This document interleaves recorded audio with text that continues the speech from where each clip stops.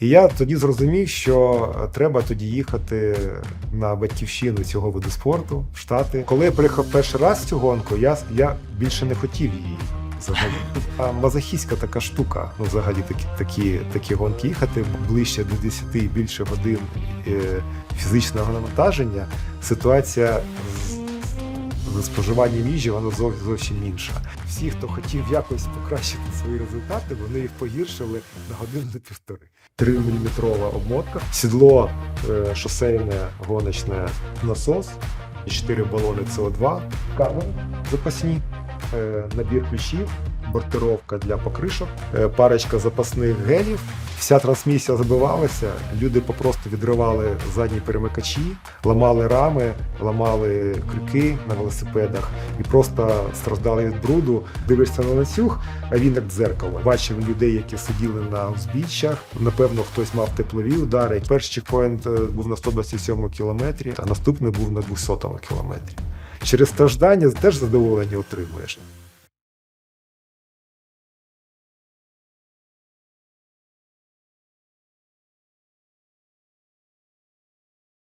Вітаю!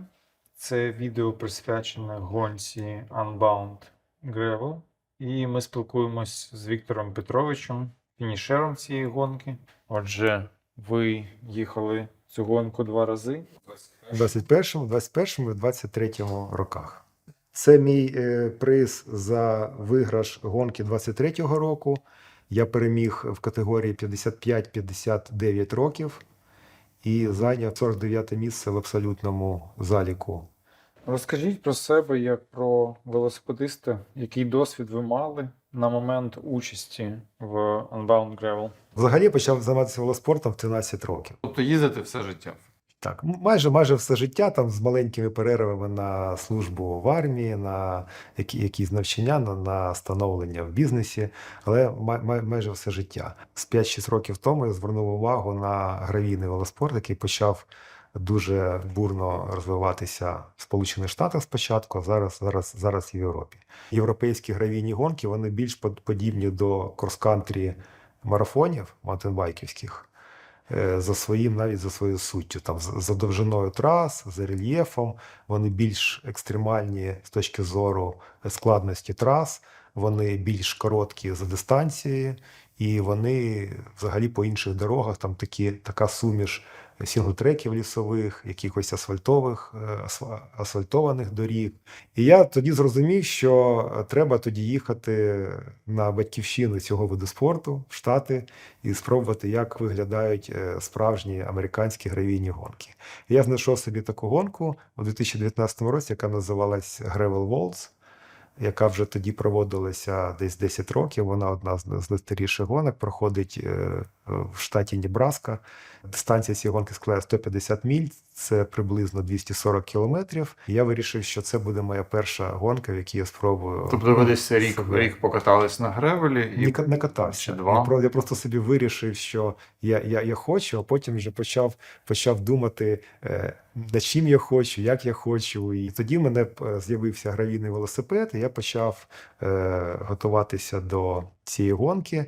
І в серпні 19-го року я поїхав до Америки на цю гонку, але перед тим я вирішив, що треба щось знайти більш коротке. Я знайшов недалеко від Небраски в Чикаго іншу гонку, вона була більш коротка, 100 кілометрів. Така місцева гонка, але така справжня гравійна гонка по гравію, взагалі без асфальту. І я поїхав в цю гонку і зайняв 3-те місце в абсолютному заліку. Трошки мене надихнуло на наступну гонку. І через тиждень я поїхав в гонку в Небрасці і заїхав тоді 36-м абсолютному заліку і 5-м в своїй віковій групі. І коли я фінішував, то я сказав, що це була найважча гонка в моєму житті. Якщо б мені сказали, ти помилився, ще треба приїхати 2 кілометри, сказав би, я не поїду. Просто мене до фінішу мене вистачило. І все. Вже тоді мені була категорія 50-54 роки. Непоганий був такий результат, але хотілося, вочевидь, чогось вищого, десь там на подіум зайти. І тому я на наступний рік націлився на більш важке випробування, націлився на Unbound Gravel. яка ще тоді називалась Dirty Kanza, а з наступного року, коли я вже їхав, вона називалася Unbound Gravel. У 21-му році я їхав категорії 50-54 роки. Ага. І насправді несподівано для себе зайняв 3-е місце в цій категорії і 45-те місце в абсолютному заліку, чим насправді сам себе здивував трохи. Це була моя перша така довга і така важка гонка, ну, в житті, мабуть. 2 роки поспіль гонка проходить в північному напрямку, і 2 роки поспіль потім проходить в південному. 21-й рік я їхав в північному напрямку гонку, а 23-го року вона повинна була проходити в південному, і тому я хотів і через нову вікову групу, і через нову трасу просто спробувати себе в цій гонці знову. І ще залишились якісь амбіції, бо 21-го року я заїхав у своїй віковій категорії 3-те місце зайняв, і хотіли спробувати щось покращити в своєму результаті. Розкажіть про тренування і підготовку до гонки. В чому полягала підготовка? Підготовка полягала, ну, я небагато змінював насправді, в підготовці до своєї шосейної програми, бо в мене було все в порядку з метаболізмом, тобто я свого часу дуже багато пробував на собі різних дієт і прийшов до якихось можливостей, до якихось можливостей організму, коли я можу довго їхати навіть не на вуглеводному живленні. І це дуже йде на користь в таких гонках, на витривалість, особливо в гравійному велоспорті. Тобто, бо дисципліна харчування – це така дуже-дуже важлива частина, взагалі у всіх спортах на витривалість, але в таких довгих гонках це дуже-дуже важлива частина, бо якщо ти будеш неправильно харчуватися або якось невчасно харчуватися чи не тим харчуватися, то ти просто не доїдеш цю гонку. Тобто стратегію по харчуванню ви прийняли Я знав якусь свою, зі свого минулого досвіду. з минулого досвіду, так. І тобто я за це не дуже хвилювався, але не дуже боявся цього моменту, бо я знав хоча б, що там треба робити. А по самих тренуваннях з фізичної точки зору я просто додав більше довгих тренувань, бо я тренуюсь 3 тижні тренування і тиждень відпочинку. Відновлення. Це не відпочинок, відновлення. І в кінці 3-го тижня я піднімав об'єм тренувальний і доходив він 270 кілометрів. І кожен цикл однаковий? Він був просто об'єм наростав і інтенсивність наростала, так. Угу. Наприклад, там перший тиждень я підбрав на неділю, а в суботу, бо гонка відбувалася в суботу, тому я так перебудував трошки цикл свій тренувальний, щоб в мене найбільш інтенсивне і об'ємне тренування було на суботу. Щоб організм просто призвичався до суботньої роботи. По суботах додавався цей об'єм, і на кінець 3-го тижня він виходив на якусь цифру, яка становила не більше 75% від змагальної дистанції. Тобто так собі вирахував, що якщо треба буде їхати 30 кілометрів, то 275, 270, 250 – це буде цілком достатньо, щоб мати... А тренувались на шосе? На шосе. Чи... Я тренувався виключно на чи шосе. Працювали з тренером? Чи як Ні, я не працював з тренером, я тренувався сам, бо вже в мене такий досвід доволі великий в шосейному велоспорті, і я в якийсь час тренувався з тренерами, з різними, а потім я відмовився від послуг тренерів, бо зрозумів, що ніхто краще, ніж я себе, мене не знає, не відчує. Тобто я вже знав якісь методики, які на собі спробував ці методики, знав, що для мене працює, що не працює, і по своєму досвіду вже почав робити собі тренувальні плани. З першої гонки, з 21-го року до 23-го, Чи ви зробили собі якісь висновки і помітки, Ні, так, щоб так. покращити, щоб Так, наступного бо разу? І була така думка, типу, я проїхав це, наступного разу я теж поїду, але щось зміню. так, бо коли я приїхав перший раз в цю гонку, я більше не хотів її їхати взагалі.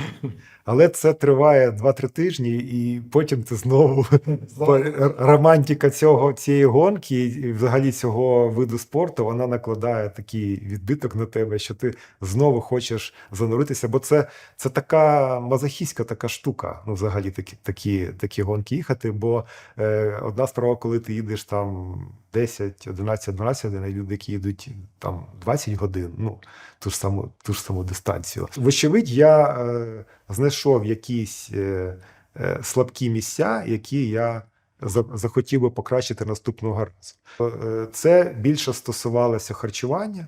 Якщо ти їдеш 7, 8, 9 годин, це одна справа. Якщо ти перевалюєш ближче до 10 і більше годин фізичного навантаження, ситуація з споживанням їжі, вона зовсім інша. Ти вже не можеш, організм просто вже не може їсти нормальне спортивне харчування, він його не приймає. Він не хоче солодке, він не хоче якоїсь піци, яблука, пиріжка, чогось такого, ну, звичайної їжі. Ти просто рахуєш якісь калорії, але не звертаєш увагу, в чому ці калорії містяться. Тобто за правильністю харчування ти вже не дуже слідкуєш, ти просто набираєш потрібну кількість калорій. Моя стратегія на цьогорічний Unbound була споживання приблизно 100 грамів вуглеводів щогодини. Це були як рідке живлення якесь у флягах, так і єлі, батончики, і якісь сухофрукти. Зупинки робили, щось добирали Що? по ходу? Зупинки. Так, на Unbound є 2 офіційних чекпоінти, які вони не обов'язкові, але всі ними користуються. І на цих чекпоінтах, в залежності від того, хто тебе обслуговує, ти можеш отримати, це єдині місця, де ти можеш отримати допомогу від сторонніх осіб.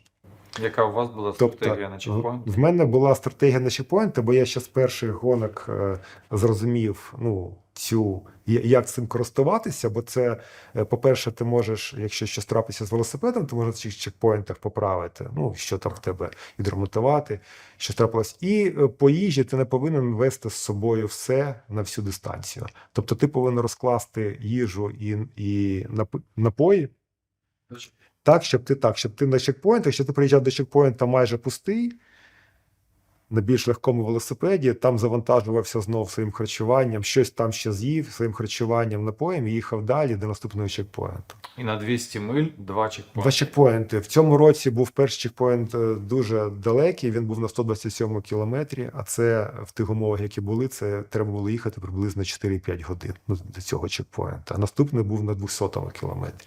Я замовляв чекпоінт у організаторів, в них є така послуга. Ну, вона платна, але це виглядає так, що тебе просто зустрічає велика кількість людей на чекпоінті.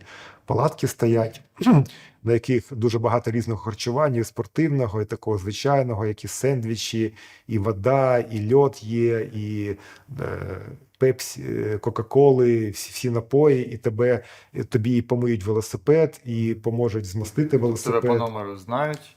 Що Так, ти маєш тільки заїхати. під'їжджаєш, це виглядає так, що ти завчасно, за день, за 2 до гонки, ти віддаєш організаторам цих чекпоінтів, віддаєш 2 своїх торби, ну, на перший чекпоінт, на другий. Ти в ці торби вкладаєш те, що ти вважаєш за необхідно собі мати на цих чекпоінтах. Тобто, з розрахунку, що ти хочеш поміняти або додати собі там в їжі, в напоях, можливо, якісь технічні штуки. Я знаю, що люди навіть вкладають перемикачі передні, задні, на всяк випадок, якщо щось поламається. Я коли їхав перший раз, я вкладав покришки, по одній покришці на кожен чекпоінт, бо якщо ти, наприклад, сильно поріжеш покришку, то що тобі робити? Треба змінити покришку. Я вкладав запасні балони СО2, ну, на цих чекпоінтах. Я вкладав якісь, ну, по харчуванню, я ж кажу, там були і фляги одразу на заміну, щоб не ці фляги, так, на заміну якісь там свої сухофрукти, які я більш для себе полюбляю.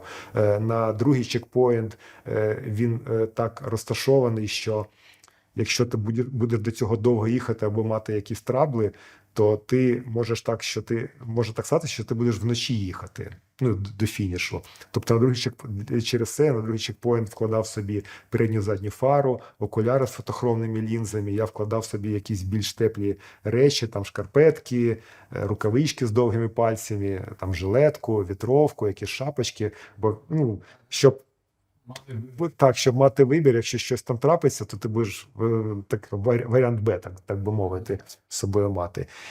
І тобто ці чекпоінти, вони дуже корисна штука і дуже необхідна штука на таких гонках. І не тільки були чекпоінти, ще на трасі Unbound, де є два так званих Water Oasis. Це пункти, в яких ти можеш набрати води, ну, додати.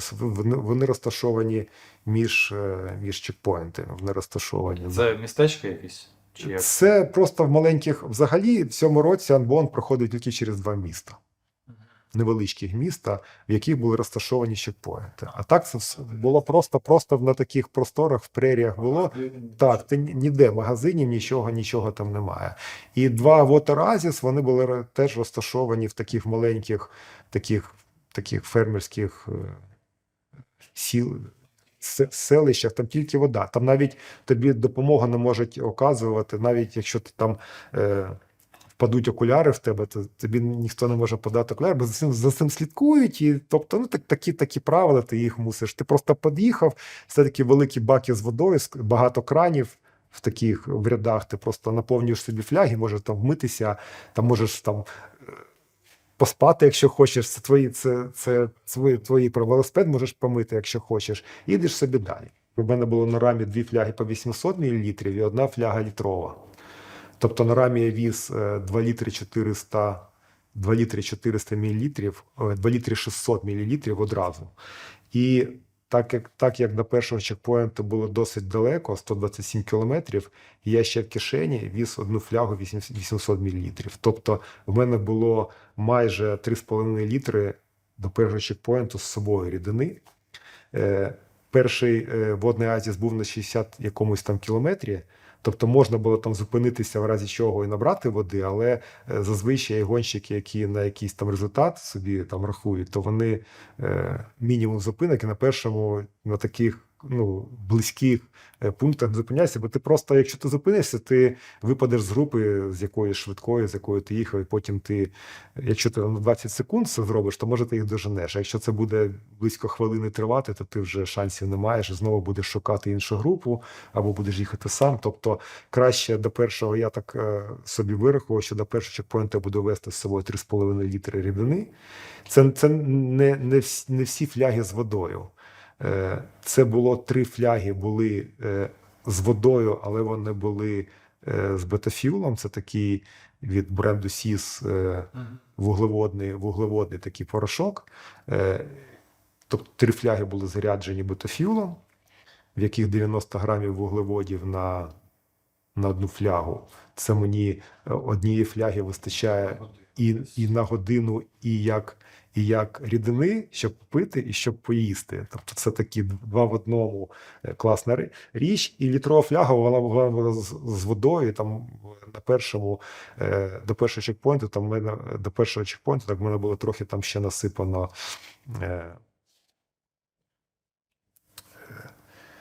солі. Ну, більш такі, як електроліт, фляга з легким електролітом, щоб трошки відновити там ці страти від поту. Взагалі, Unbound цього року вважають всіма спостерігачами і гонщиками, вважається за, можливо, найбільш епічний за всі 15 років історії цієї гонки. Є гарне питання по Мат-секшн. У Ділана Джонсона було опитування, типу, що треба було б зробити? Поміняти трек чи все одно їхати Типу, ну що, Mass Action нехай буде, це частина Unbound. Чи треба було поміняти як об'їзд і не їхати? Так, кажуть, що був варіант Б у організаторів. Вони могли змінити трасу, і можна зробити об'їзд будь-якої секції, скоротити дистанцію, додати дистанцію дуже-дуже легко. Але організатори на це не пішли. І я розраховував проїхати дистанцію з 11 годин, а вийшло в мене майже 13 годин цього року. І всі, хто хотів якось покращити свої результати, вони їх погіршили на годину на півтори. Через цю масешну, і це ще дуже пощастило цим людям, бо 25% у всіх категоріях зійшло з цієї гонки. І це дуже великий і такий поганий показник для самої гонки. Як ви це врахували по харчуванню? Це плюс 2 години, на які ви, можливо, не розраховували, чи розраховували, що буде довше? Ні, я завжди з запасом. Є харчування, і на чекпоінтах я можу собі щось додати. Не дуже це сказалося на харчуванні. Це більше сказалося на технічній стороні цієї гонки, і це дуже сказалося може на психологічній навіть стороні. Вночі перед гонкою пройшов великий дощ, сильний дощ перед гонкою. І коли ти їдеш гравійну гонку під дощем, це, можливо, це мокро, можливо, це там трохи холодно, але це технічно не дуже складно, для велосипеда не дуже складно, бо ти їдеш по рідкій багнюці, як по воді, як по калюжах. А цього року дощ закінчився вночі, десь в третій вночі. І вже початку гонки траса почала підсухати. І на 12-му кілометрі трапилася 5-кілометровий відрізок дороги, який був з ґрунтом. Він був з мінімум гравію, він був більш такий земляний, ґрунтовий. І весь цей ґрунт, коли почав підсихати, він перетворився на, як американці кажуть, peanut butter, на таке арахісове масло, яке дуже цупке. І я ж кажу, колеса перетворювались на колеса від фітбайку за лічені метри просто на очах. І ладно б колеса. Вся трансмісія забивалася, люди попросту відривали задні перемикачі, коли вони блокувалися, ламали рами, ламали крюки на велосипедах і просто страждали від бруду.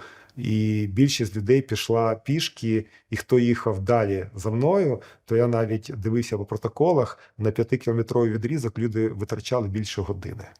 Вони з велосипедом йшли пішки, щоб велосипед не забивався брудом, це раз, а по-друге, просто там по-іншому неможливо було, бо всі йшли пішки. Коли всі йдуть пішки, то тобі просто нема де проїхати. Я цю секцію зустрів в перших рядах гонщиків, і багато людей з'їхало на узбіччя, але узбіччя – це дуже таке умовна штука, бо там узбіччя шириною 1,5 метра, високої трави, і пізніше йде колюча проволока, колючий дрот, який захищає трасу від прерій, в яких пасуться там скот і різні там худоба різна. І тобто особливих умов, щоб десь їхати, нормально не було. Я на чистку велосипеда в кінці цієї секції потратив, судячи по страві, 13 хвилин. Коли просто сидів на узбіччі і чистив велосипед. А як було? Ви заїхали на бруд? Якийсь кусочок проїхали? Так, з'їхав. Я заїхав, я пішки не йшов взагалі, я з'їхав на узбіччя, і ми їхали по узбіччю, змінюючи то правий бік, то лівий бік. Бо коли ти вже їдеш в якійсь колонії, в такій, то треба треба дотримуватись умов, що роблять всі люди. Тобто ми їхали. Ви проїхали, ви не йшли пішки? Ми майже всю секцію проїхали по узбіччях, але на узбіччях дуже висока трава, так десь по коліна. І вона вся трава намотувалась на велосипед, на колеса, на ролики заднього перемикача, в шатуни, на педалі. І коли навіть ти ж не можеш їхати 5 кілометрів в таких умовах весь час їхати. Вочевидь, там були моменти, коли ти йдеш там 10 метрів, 20, і ця вся глина, вона налипала на туфлях, це виглядало як такі космічні чоботи. І всі люди такі були. І пізніше, коли ця секція почала закінчуватись, вся група, вона розбилася на маленькі групи, бо Unbound Gravel – це, ну, я ж казав, як нормальна шосейна гонка по тактиці. Тобто Мгм. їде Ти велика група групуєшся. людей, вони там працюють якимись там, як велосипедисти кажуть, вертушками, там командна робота, там зі змінами їдуть. А тут на 12 кілометрі вся група розпалася на маленькі кубки або на поодиноких гонщиків, яким ще треба було їхати більше, ніж 300 кілометрів. Тобто ще вся гонка була попереду, а вже вона, тактика цієї гонки стала, ну, взагалі іншою. А що це означає? Це означає, що менша швидкість, більше витрати енергії, ну і купа таких моментів, які твою витривалість вони підточують і подовжують саму дистанцію стосовно часу її подолання.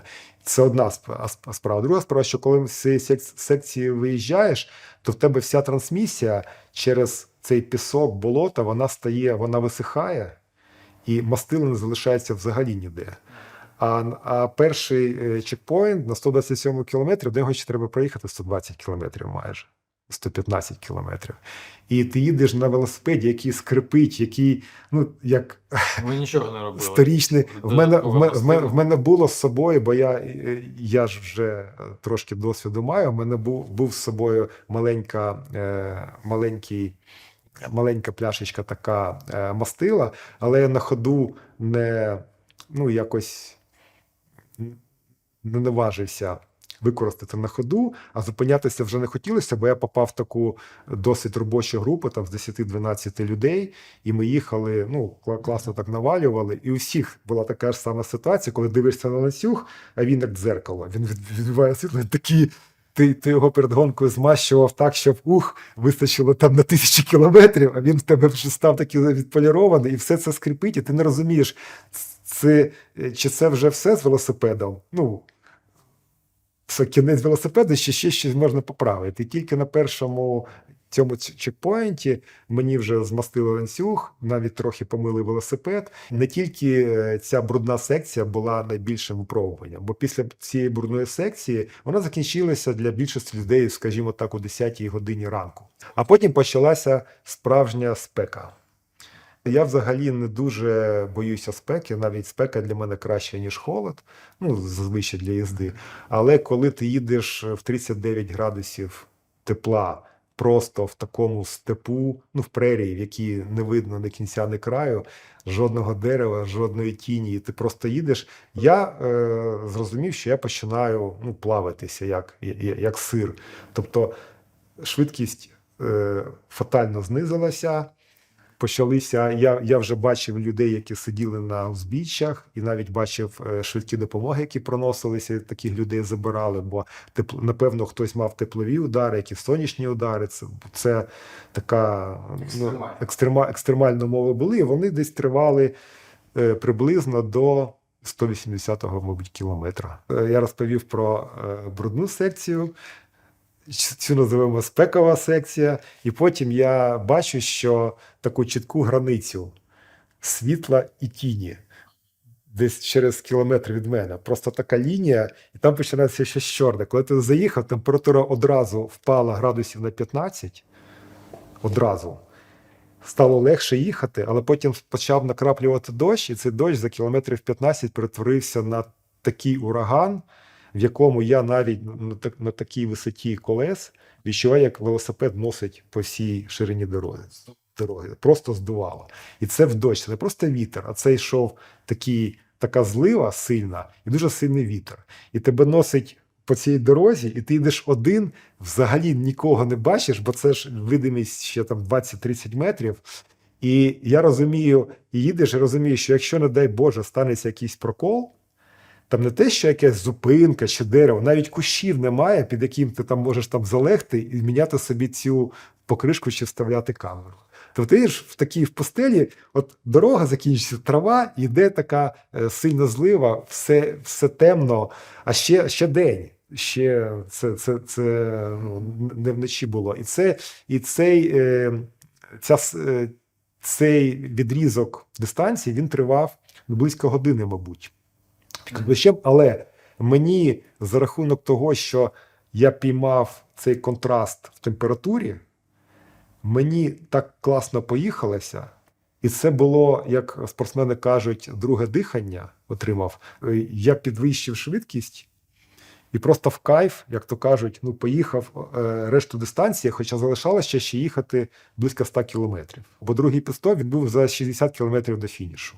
І коли я приїхав на цей другий підстоп, на який я приготував собі більш теплий одяг, там якусь їжу, там окуляри інші, то на другому підстопі тільки перевдягнув окуляри, взяв з фотохромними лінзами окуляри, надягнув жилетку на випадок, а може ще дощ якийсь там буде, взяв мінімум їжі, кофеїнові гелі, які я так до фінішу і не з'їв, бо мене так, перепрошую, перло на дистанції, що я подумав, мені ще тільки кофеїну не вистачало, бо кофеїн така штука, яка з одного боку може тобі допомогти, а з іншого може так вихолощити організм дуже швидко, що просто замучають ці судоми. Ти просто будеш мучитись весь час до фінішу цими судомами. І поїхав я з цієї секції, виїхав на, скажімо так, фінішну пряму, яка 60 кілометрів довжиною була, поїхав. І там тільки через 10 кілометрів після другого підстопу в мене сталася така трошки прикра подія. Вилетів з-під кола маленький камінець і заблокував мені задній перемикач. Так сталося. І я нічого не мог зробити ані на ходу, ані руками, і мені довелося розбирати задній перемикач. Я на це витратив знову, судячи по страві, 6 хвилин. За цей час мене обігнало багато людей, яких я до цього обігнав. Але потім, коли я це поправив, то я знов наздогнав, там дуже багато людей.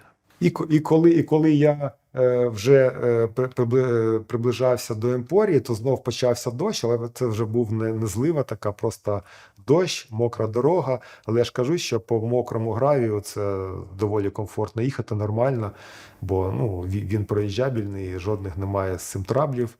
І вже коли приїхав на фініш, бо фініш проходить на анбонді по центральній вулиці Емпорії, вона називається Commercial Street.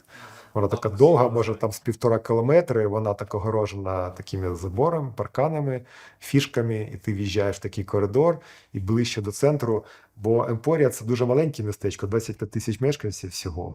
І для таких містечок така подія – це, можливо, найбільша подія в року, і все місто збирається біля фінішу, там вже починаються натовпи людей з дзвониками, з різними там, з музикою, там, з криками, і тебе це так підбадьорює, що навіть якщо б ти вже доїжджав би там напівмертвий, то ти доїжджаєш як просто, і відчуття таке, так. Там всіх вони, бо всі мають чіпи, організатори знають, хто наближається до фінішної цієї лінії, вони заздалегідь об'являють, називають твоє там прізвище, звідки ти, і це так теж така. Давайте поговоримо про велосипед, вибір обладнання, сумки, фляги, ремкомплект. До вибору компонентів та різних аксесуарів обладнання на велосипед на такі гонки треба ставитись дуже-дуже прискіпливо. Ніякої допомоги ззовні ти отримати майже не можеш.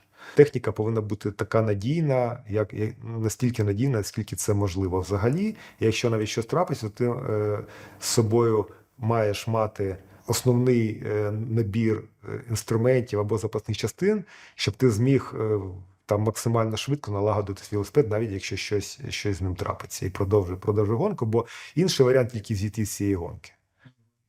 Ви їхали на Giant Revolt? Я їхав на велосипеді Giant Revolt Advanced Pro, ось на цій рамі, і їхав на колесах Cadex і на покришках Cadex. Вибір покришок і тиску в покришках – це дуже теж така важлива річ в цих гонках, де які гонщики приділяють дуже багато уваги.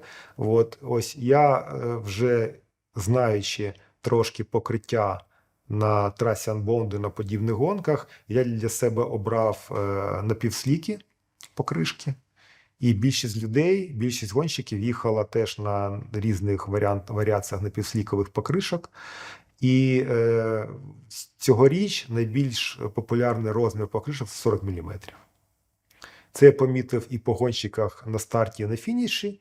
І ще така цікава річ, що на Unbound Gravel є дуже таке велике представницьке експо. І майже всі світові бренди, хто випускає покришки, вони там продають свої покришки. І спочатку, коли це експо, там 3 дні, 2 чи 3 дні йде, і коли ти приходиш, спочатку, то ти бачиш всі там покришки, потім, коли ти приходиш ближче до гонки, ти так просто побачив, що 40 мм зникли майже в усіх брендів, в усіх формах протекторів. Я через це зрозумів, що мій вибір правильний, і він співпав з вибором більшості людей. І 40 мм на півслік – це найбільш класні для цих умов покришки. Яка ширина і тиск? Я качав 32 PCI і переднє і заднє колесо, але потрібно собі теж мати на увазі, що така довга гонка, на безкамерних покришках тиск може змінюватись. Ну, такі гонці. Просто бо коли ти їдеш півдоби, то під кінець гонки він може там впасти десь, не знаю, може там наскільки на пів атмосфери, може трохи менше. Тобто на чекпоінтах краще перевірити, і якщо є можливість, підкачати колеса до того тиску, на якому ти хочеш їхати. В мене траблів майже ніяких не було, тільки десь на середині дистанції, навіть не на середині, трохи раніше, я вдарив заднє колесо об ямку, просто не долетів, і я це відчув, цей момент, коли вдарився заднім колесом. Тобто дірки немає, але десь пошкодив корт, і воно потроху спускає повітря. Тобто я вже на всіх місцях, де я міг підкачати колеса, качав більше. Я качав по 40 PCI, просто для того, там вже не дуже звертаєш увагу на свої технічні особливості велосипеда, просто щоб на більш надійні такі виводиш. Це на хуклес колесах. Це на хуклес колесах, так. Тобто колеса залишився цілі, жодної спиці в мене не лопнуло, ободи цілі, тільки був такий маленький трабл з покришкою, але він такий трабл, що ось зараз на велосипеді ця покришка стоїть і вона все працює. Бо пізніше просто там дали більше герметика, він своє спрацював, воно все запрацювало. Це що стосується кол і покришок. Я вже дуже давно обираю для себе тільки електронні групи перемикання швидкостей. І в мене стоїть Shimano GRX Di2 група. Я їжджу на таких гонках в такому сетапі 2х11. Це мені дозволяє використовувати більший діапазон передач. Це по-перше, а по-друге, що я дуже не люблю дуже великих перескоків на задній касеті. І сетап 2х11 дозволяє мені мати касету. Наприклад, в мене стоїть касета 1132, і це мені дозволяє їхати, коли потрібно швидко, і там через зуб перемикатися. І якщо якісь круті горки, то мені теж цього... А спереду? А спереду 50-34. Я не їжджу на класичних таких гравійних розрахунках спереду, а використовую шосейні компактні, так звані компактні зірки 50-34. І цього розрахунку 50-34 спереду і 11-32 ззаду мені вистачає для таких гонок, взагалі. Який вибір по цьому змащуванню ланцюгу? Парафін? Ні, я парафіном не користуюся. Мій вибір жирні мастила, а не парафінові. А в цій гонці, коли ти потрапляєш під дощ і в такий бруд, я не знаю взагалі, як парафін там працює. Він, напевно, змивається. Коли доводиться і є час, є місце, де можна змастити ланцюг, то там вже ніяких крапель. Ти просто береш і просто поливаєш цей ланцюг. І коли ланцюг такий вісь в суцільному мастилі, і воно змивається там за 10 кілометрів, то що там з парафіном стається в такій ситуації, я навіть не хочу думати. Тому я за жирні мастила. Одне тільки питання до них, що якщо ти йдеш по сухому гравію, це дуже пильні дороги, і весь цей пил, він приліпає до ланцюга, і він дуже швидко теж висушує ланцюг. Тобто пил висушує ланцюг, і через це треба з собою мати завжди запас мастила. Тобто між підстопами десь Так. смащували.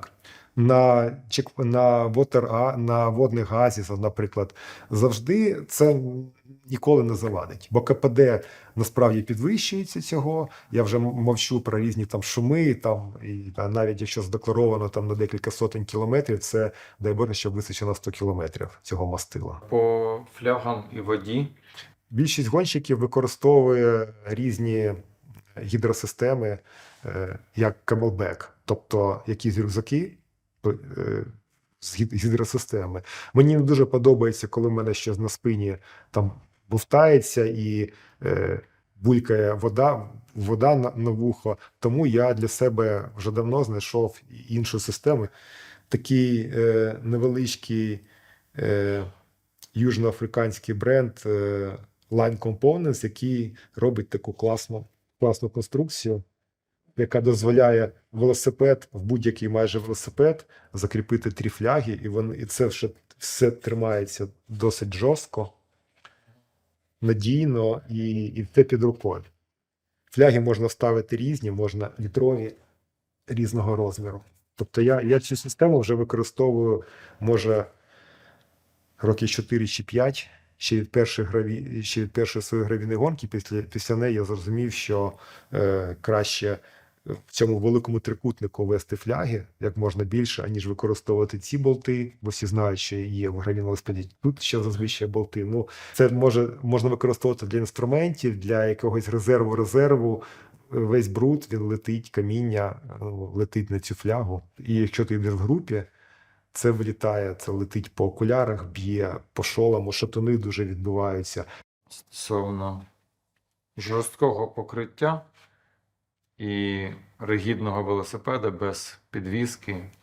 Щось робили спеціально? Ні, нічого спеціального не роблю, бо я вже давно для себе зрозумів, що найбільш за вібрації, за протидію вібраціям відповідають покришки в велосипеді і скелет самої людини, і рухи на велосипеді. Все інше це воно, можливо, щось там тобі пом'якшить, але воно дуже порушить кінематику руху того тіла на велосипеді. Тому я якихось спеціальних речей, як там подвійні обмотки, там якісь там сідла з амортизатором, я цього не використовую. В мене звичайна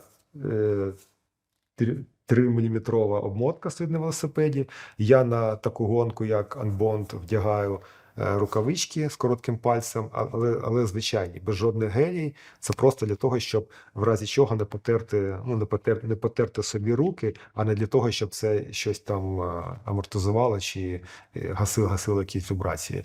Сідло шосейне, гоночне сідло, його вистачає. Звичайний памперс в трусах, стоїть, ніяких там спеціальних для гравію памперсів не використовую, і мені цього взагалі вистачає. Бо це ж не гонка по великому камінню, коли постійно там велосипед по Тоборику, я колись пробував їхати без рукавичок по такій трасі з камінням, то я собі потер руки. Якщо траса більш гладка, навіть якщо це гравій, але вона не потрібно постійно якісь рухи руками робити, знаєш, то воно нормально працює навіть голими руками. По технічці, по ремкомплекту, що у вас було і чим довелося користуватися? Я з собою віз насос, який має таку подвійну функцію. Він має шланг, ти можеш просто використовувати як насос, і водночас ти можеш цю головку використовувати як насадку до балонів СО2. Тобто дуже зручна річ, яка менше предметів ти везеш, і вона все з тобою під рукою. Бо насос – це вже дуже аварійна штука для використання. Зазвичай на цю гонку я віз з собою, за мною завжди було на велосипеді 4 балони СО2, і були запасні балони на чекпоінтах, які я в разі чого міг би замінити, якщо використав попередні. Такі сумочці, вона дуже швидко розкривається, і ти маєш доступ до всіх речей, які в неї вложені. 3 камери запасні. Не довелося використати жодної. Хоча вони 3, але це дуже легкі камери, вони по 20-30 грам важать, тому не дуже обтяжують з точки зору ваги велосипеду. Це набір ключів разом з вижимкою ланцюгу. Бо вижимка ланцюгу може пригодитися, якщо там зламається перемикач або щось, то можна велосипед хоча б переробити на сингл-спід і продовжити гонку. Тому вона мені не пригодилася, але вона має бути з собою завжди. Ну і набір всіх ключів, шестигранників і викруток, і зірочок, які є на велосипеді. Цей ключ я використовував, коли мене заблокувало задній перемикач, то мені довелося розкручувати ці лапки, щоб визволити так, щоб зняти ролик і викинути камінець, який заблокував цей ролик. Тобто цей ключ мені пригодився. Це латки на випадок, якщо швидкоклейки, так звані. Якщо я поставлю камеру і проб'ю камеру, то тоді я вже на цю камеру зможу наклеїти латку. Це така штука. Може. Так, це латки для покришок. Якщо щось трапиться, якщо буде великий розріз на покришці, то можна цей хоча б щось підкласти під цей розріз, поставити камеру і їхати далі. Так. Це балони. 1 балон на велосипеді, 2 балони в цій сумочці. Це такий ключ, який об'єднує в себе декілька ключів. Це, по-перше, це бортировка для покришок. І такі кліщата для роздимання замку на ланцюгу і для скріплення, якщо потрібно. І до того тут можна ще додати, тут лежать в мене запасні ці очки для ланцюгу, щоб можна було в разі чогось. І тут ще є отакий болтик, такий же самий болтик, як стоїть в шатунах, тобто в разі чого можна його викрутити і використовувати для шатунів. Є різні системи для швидкого ремонту проколів в покришках. Я собі обрав це Dynaplug. На відміну від звичайних жгутів, він завжди заряджений. Тобто ти тільки знімаєш ковпачок, вставляєш в отвір в прокол, витягуєш, і там залишається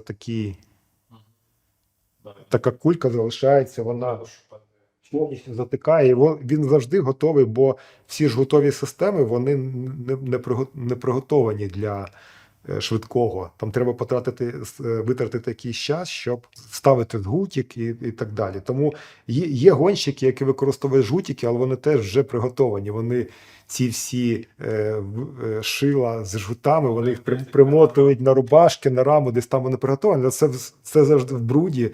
Це ж ти їдеш по багнюці. Це Dynaplug, це найбільш така, як на мене, класна штука. Тут запасні ці картриджі для Dynaplug, для великих проколів і для маленьких проколів, якщо не дай Боже трапиться. Не довелося користуватися. Жодного проколу. Так, жодного проколу на сьогодні користуватися не довелося. Це такий набор інструментів, який був. В цій сумочці в мене були парочка запасних гелів і лежала ще цей пляшечка маленька з мастилом, і лежав ще запасний крюк до заднього перемикача. З таким набіром я спокійно, я можу насправді розібрати і зібрати велосипед цим набіром, а не тільки відремонтувати його. Що для європейця коштує з'їздити на Unbound? Скільки це по часу, днів займає туди і сюди? От з Європи, виїхали з Європи. Я вилітав з Варшави до Ньюарка, і з Ньюарка одразу до Канзас-Сіті. І від Канзас-Сіті там майже 200 кілометрів, під 200 кілометрів треба доїхати до Емпорії, але якщо їхати з Європи, то потрібно собі закласти 3-4, ну краще, може, тиждень на адаптацію під клімат, під часові пояси. Бо різниця з Європою там 7 годин. І це така, ну, взагалі рахується на одну годину треба добу закладати. Ну, якщо щоб нормально відновитись, тому і кажу, що так за тиждень це було б не краще. Ну, плюс там покататися, поїздити по цих дорогах, по цих трасах, ознайомитися з трасою. Ну і сама там вже ближче до гонки, там 2 дні, там теж дуже приємно провести, бо там експо, там дуже багато людей, з ким поспілкуватися, ну, подивитися є на що, і так дуже цікаво. Тобто літак, дорога туди. Треба брати в аеропорту в Канзас-Сіті, треба брати машину, їхати 200 кілометрів, це небагато. З готелями, там, скажу одразу, дуже великі проблеми, тому що містечко невеличке. З попередньої моєї участі я мав досвід, що готелі з'являються ближче до гонки. Тобто спочатку їх резервують всі, а ближче до гонки, там за якихось там причин, хтось там захворів, хтось передумав, там люди просто відмовляються з цих готелів, і ближче до гонки, десь так за місяць, за 3 тижні, вже можна моніторити різні там системи типу Букінга, там Airbnb, і готелі знаходяться. Бо ночувати десь там, наприклад, за 100 кілометрів від події, ну, це так трошки перед гонкою, бо гонка дуже, ну, старт дуже рано, і виїжджати там треба там, майже не спати ніч перед гонкою, щоб приїхати вчасно, ну, встигнути на старт. Тобто, а просто в машині це теж залежить від погоди. Якщо буде дуже спекотно, як перший раз, коли я їхав, коли там температура трималася під 30 градусів, то, чесно кажучи, просто в машині переночувати, це не знаю, як після цього можна їхати гонку. Тобто, головні розходи, це витрати, це літак з Європи до Америки. Літак, машина, тиждень проживання. Готелі коштують навіть в таких невеличких містечках з точки зору європейця не дуже дешево, там, ну, приблизно десь там, скажімо, $80-100 на ніч в такому мотельного типу готельчик, як в фільмах ми бачимо. Це не якийсь там шикардосний готель, але такі, ну, нормальні умови для проживання. І ще розходи по самій участі в гонці, бо стартовий внесок це було десь приблизно 240, мабуть, доларів. Коштував стартовий внесок, ну, на цю гонку. Я брав сервіс на чекпоінтах від організаторів. Від організаторів коштує $80. Ну і хтось там ще ж хоче таке дуже таке повноцінне експо на цій гонці велике. Тобто там є що купити, насправді, якісь навіть сувеніри, якісь форму, якісь там. Харчування з собою везли чи там шукали? Взагалі потрібно, я вважаю, особливо на такі гонки, харчуватися тим, до чого ти звик твій організм, на чому ти тренувався. Бо експерименти в таких гонках, вони можуть вийти таким боком, що краще не треба. А не завжди можна купити, ну, ті бренди, ті продукти, якими ти звик харчуватися. Наприклад, там з сісом, бо я дуже люблю сіс і дуже люблю Нутренд, ну, такий бренд наші європейські, і з ними там, особливо з Нутрендом, там, напевно, його взагалі в Америці немає, а з сісом теж там далеко не увесь асортимент сісу вони там в себе продають. Тобто треба вести, це теж треба закладати, це десь під кілограм, під 1,5 якихось гелей ти з собою потащиш до Америки, але це не дуже велике, це взагалі не витрати, але ти будеш спокійний, що в тебе хоча б, ну, з харчуванням буде все в порядку. Дуже цікавий після цієї гонки ефект, що ти решту сезону, якщо ти там ще щось собі плануєш, тобі взагалі не страшні жодні дистанції більше. Через місяць треба, наприклад, їхати 200 кілометрів, то взагалі, ну, от не через те, що ти там такий приїхав, ти просто психологічно, ну, для тебе це не є ну, бар'єром. Все по першій своїй участі я це пам'ятаю. 2 роки тому мріяв, що коли мені виповниться 55 років, я хочу спробувати цю гонку ще раз. І почалася війна, в мене ця мрія, вона так, я не вважаю взагалі за потребу, мріяти про якісь там, якісь складати плани, на тему гонок. Бо в цьому році в мене така нагода і завдяки моїй родині, і завдяки успішним діям Збройних сил України, вона в мене трапилася, така нагода потрапити на цю гонку. І добре, що так воно вийшло. Але що буде там в найближчому майбутньому, в далекому майбутньому, важко загадувати, але Unbound – це така гонка, яка може надихнути на майбутні участі, а може і навпаки відвернути взагалі від подібних експериментів, тому що тут це вже дуже залежить від людини.